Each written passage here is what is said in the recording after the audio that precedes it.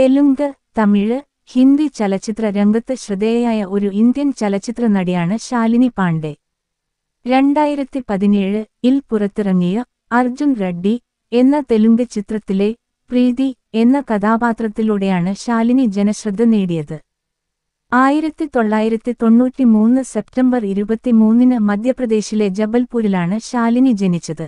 ബി.ടെക് ബിരുദധാരിയാണ് ശാലിനി. സിനിമയിലേക്ക് വരുന്നതിന് മുമ്പ് ജബൽപൂരിൽ നാടക കലാകാരിയായി പ്രവർത്തിച്ചു. ക്രൈം പെട്രോൾ പോലുള്ള ടെലിവിഷൻ പരമ്പരകളിലും ചെറുതായി അഭിനയിച്ചിട്ടുണ്ട്.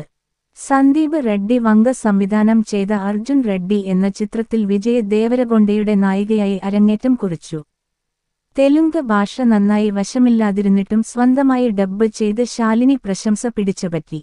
സാവിത്രിയുടെ ജീവിത കഥ പറഞ്ഞ മഹാനടി എന്ന ചിത്രത്തിൽ സുശീല എന്ന സുപ്രധാന കഥാപാത്രത്തെ അവതരിപ്പിച്ചു. നന്ദമുരി കല്യാൺ റാമിനൊപ്പം അഭിനയിച്ച 118 എന്ന സസ്പെൻസ് ത്രില്ലർ തെലുങ്ക് ചിത്രം.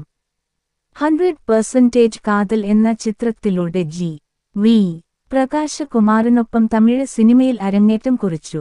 ആദിത്യ രാവലിനൊപ്പം അഭിനയിച്ച ബാംഫാദ് ചിത്രത്തിലൂടെ ഹിന്ദിയിൽ അരങ്ങേറ്റം.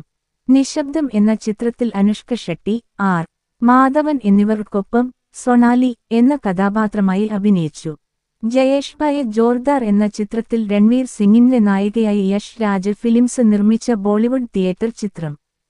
മഹാരാജ് ജുനൈദ് ഖാനൊപ്പം നെറ്റ്ഫ്ലിക്സിൽ റിലീസ് ചെയ്ത പീരിയഡ് ഡ്രാമ ചിത്രം.